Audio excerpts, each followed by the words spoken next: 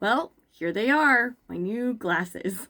I have to say this has been a huge adjustment period. I'm still not used to them.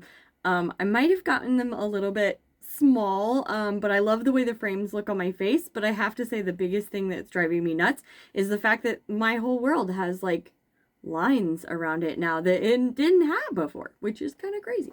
Um, but I have to say I can see so much better.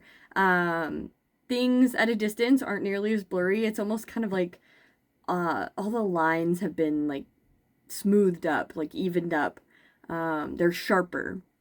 It's awesome.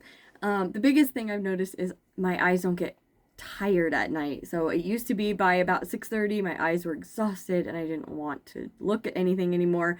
And they were watering or they were dried out, and I rubbed them a lot at night.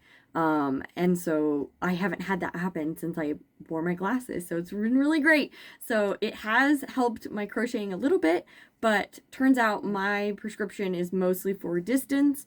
They didn't think I was ready to have progressive lenses and have both types on my eyes, both close and far, as my first pair of glasses. So these are only far. And so my close-up vision is still not perfect, but it's not that bad.